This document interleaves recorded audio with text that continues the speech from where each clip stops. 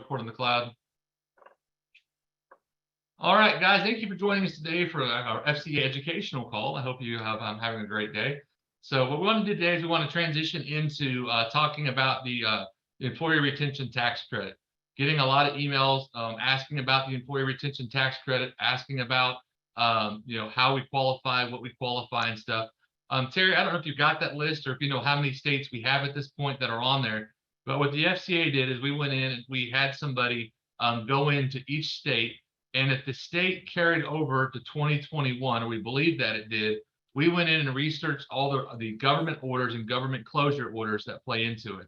So the employee retention tax credit, not going to spend a lot of time on it, but you qualify for it based upon two different ways. You can qualify for it, one, on a reduction of gross receipts. So when we talk about a reduction of gross receipts, it's whatever quarter you're trying to qualify on based upon that quarter in 2019.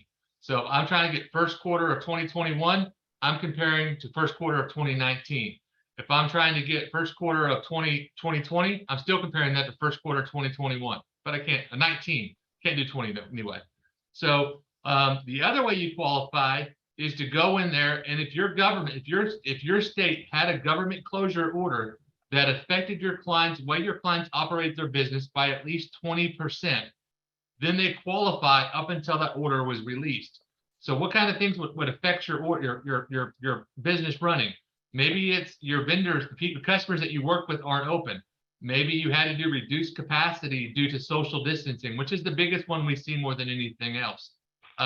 Maybe you weren't allowed to meet clients and social gatherings. I mean, this qualifies for churches. We've done this for a dozen churches probably, that they couldn't meet, they couldn't gather. The churches were not down in giving. Most churches in our area, we're in the buckle of the Bible Belt. Most churches in our area were getting more money in giving than they ever got before. But because they were affected by a government order, they qualify for the employee retention tax credit. There's a majority of our H&R blocks. If you look at these states out here, if you're in Ohio, Oklahoma, these different states, there's a government order that said you could not run your tax office at full capacity until at least whatever date. Now, we're not talking a mask mandate. That doesn't affect me running my business. But if I cannot have full capacity, so the states that are included in the state government research that we did are the ones there on whatever side you're looking at on your screen. That side, those all carried over into 2021, which means for all of 2020, they're going to qualify if they had a retail location or if they worked with vendors that were affected. Maybe you couldn't get supplies. If you're a construction guy and you can't get supplies, you own a pool company and you couldn't get pools delivered. If you paid your employees and you had payroll, you could qualify for the employee retention tax credit. The benefit of this is you do not have to be down in gross receipts. There does not have to be reduction in gross receipts to qualify for this. You have to have your business impacted by 20% or more of the way that you normally operate your business. Now, when the government lifts the order and they say, as of May 21st, you can open your business like normal, but you choose not to, you choose to leave desk out, you choose to only do drop off. If you choose to do that, your credit stops at the day the government order was lifted. But if there's a government order, it's in place for the entire point that it's there.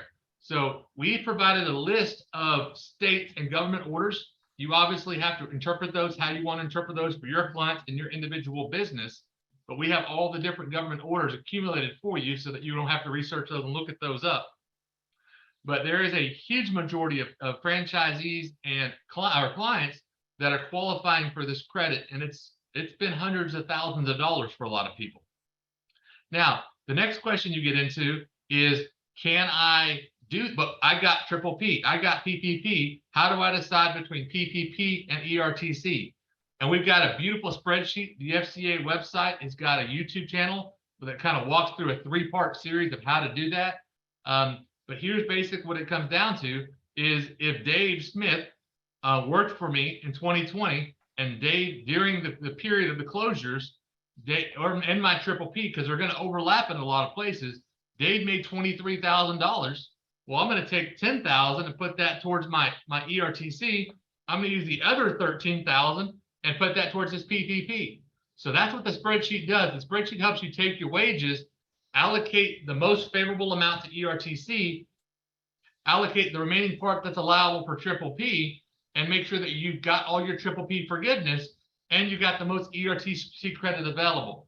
I've done this, my office has done this for probably 24, maybe a dozen franchisees for their personal organizations that got triple P, that got ERC. So we're filing it. We're saying, all right, well, up until in March, you got this. When you paid your bonuses, we use that for triple P. You can allocate the funds between both places.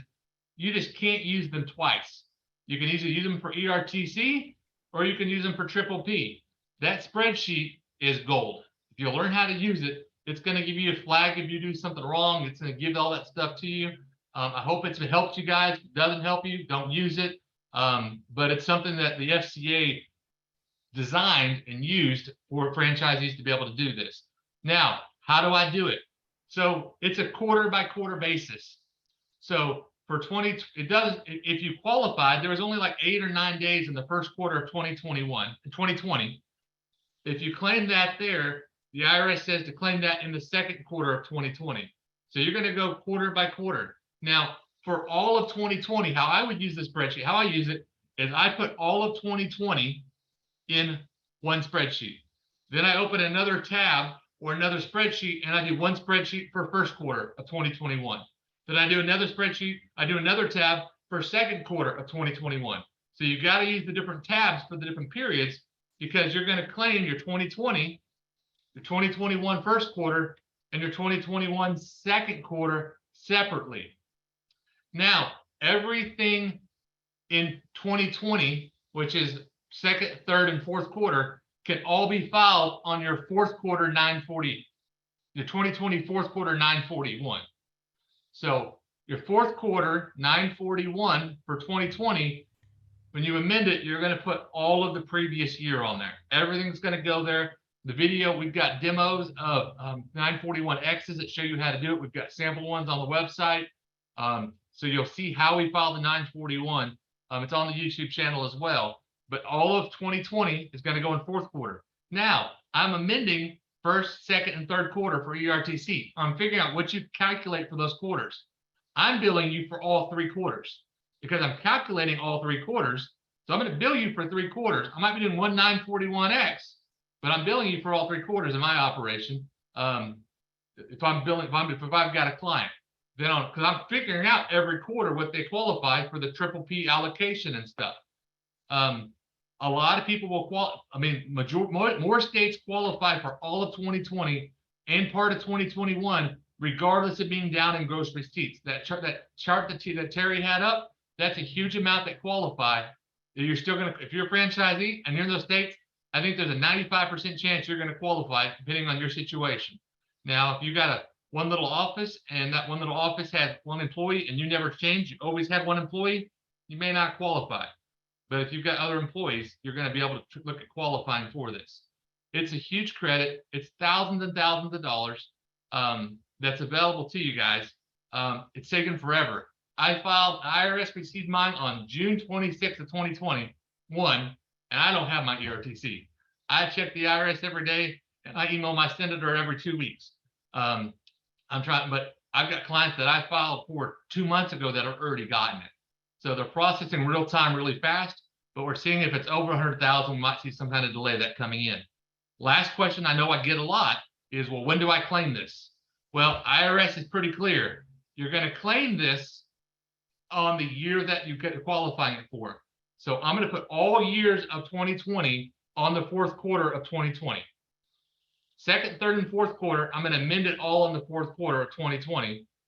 And when I get that money, I'm going to go back and amend my tax return for 2020, which means new K1s, amending personal returns, amending everything else. But I'm going to do that. For 2021, since we know the credit in most cases, we're going ahead and claiming it in 2021, and we're putting on their taxes. But if I want to wait till the money comes in, I can. But you're going to, if you do both years, you're going to have to claim it in each individual year. IRS is going to charge you a penalty for late filing, which you can get removed by reasonable cause. Super easy. We've got videos on reasonable cause, and we'll do a class on that in the future. And they're going to charge you interest. But highly likely right now, interest will not be abated, but we're working on, there's some administrative rulings that, because it's a matter of law how they do it. So it's possible the interest could go away, but I'm not counting on interest going away at this point. But those are the biggest questions that I've gotten on ERTC, and I wanted to make sure that we address those. If that brings up more questions, what are they? Let's talk through them real fast.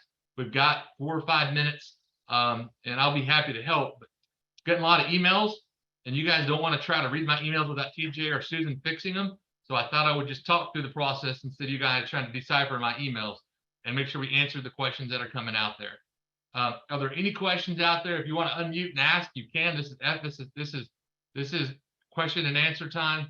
I can't answer a question about you individually, but I can talk about the theory behind everything and what that looks like.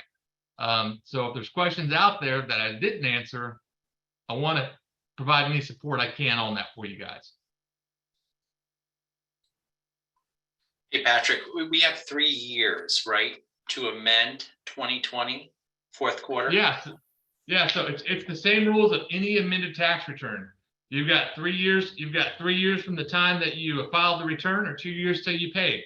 So yeah, you've got 3 years to file an amended, just like any tax return. So these are tax returns that are being amended. So go back and amend it next summer if you want. 3 years from the date the tax return was filed or the due date, or 2 years from whenever taxes was paid to amend. So those amended rules don't change. Great question. Great question. Because that's important. Like, what's my time frame? Did I already miss this? No, you didn't miss it. But you're going to file it because you do possibly have interest accumulating. You get a $60,000 ERTC. That's $60,000 you've got to go pay taxes on. Penalty, I feel comfortable getting abated. Interest is a shot in the dark whether we're going to get it or not. You claim the credit on the year the money is for. So not the year you received the money, but if I got $60,000 because I amended my 2020 941s, I'm going to claim it in my 2020 tax return when the money comes in. Because the IRS treats this as a refund of the wages. So they're going to say, oh, in that year you paid $60,000 less than wages. That's what you're going to claim. It's going to be a reduction of wages. So you're going to go into 2020, reduce your wages by $60,000, and amend your 2020 with $60,000 more profit. For 2021, even if you don't get it till 2022 or 2023, it's going to go in the 2021 tax return. The year that the money was for, not the year you got the money, which is not what we said in some of our recordings, and it's not what we understood previously, but IRS has since issued more direct guidance. Any other questions? What program did you use to do the amendments? Did you do a manual? IRS.gov. I did it all by hand. I did not find I did it all by hand. Robert Thiemann, Team Thiemann created an amazing Schedule 1 Excel spreadsheet that kind of figures out what's the refundable, not refundable. Again, on the FCA website, kudos to Robert Thiemann for how he created that. There's only like 6 forms you fill out. I mean, you fill out, we show you which boxes. Check this box, this box, this box. Write this in box 18, this in box 24, this in box 26, and you're done. I mean, you don't have to send all the substantiation in. You can use ATX. I did it by hand. Filling out the 941 takes me 5 minutes.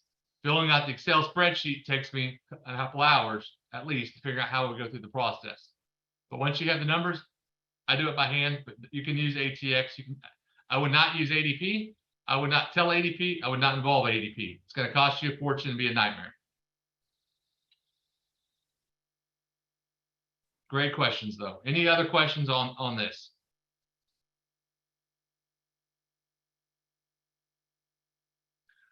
So what we're probably going to do, we could probably do, Terry, is we could probably take this segment here, put this on the YouTube channel, maybe put a disclaimer on the bottom of the other ones that, some of the data on our previous videos may not be right. So what I told you today is the current law, the current understanding. My previous videos might have said that you claim it the year you get the money, and that's not right. So there's just some updated information, making sure you guys understand it. The most important thing here, guys, is the fact that you are qualified for it if you've got a government order, and your government order is, we researched some of that for you. It's on the FCA website. But if yours is a government order reducing your capacity, your business operation by 20% or more, you qualify for this. I don't care if you're up 700% in business. I emailed a client yesterday and I said, hey, guess what? I did your ERTC. You're getting 132,000. My fee is $3,200. She said, that's awesome. But my partner talked to his accountant. He said, we don't qualify because we weren't down 20% in revenue. I said, I know you weren't. That's why I use the government order days. This is what you're getting. And they said, can I call you with the credit card? And I said, yes, you can. Or I can ACH at the one-time ACH out of work center if you'd like. Great resource, great tool available to you. All right. Any other questions before we end this recording?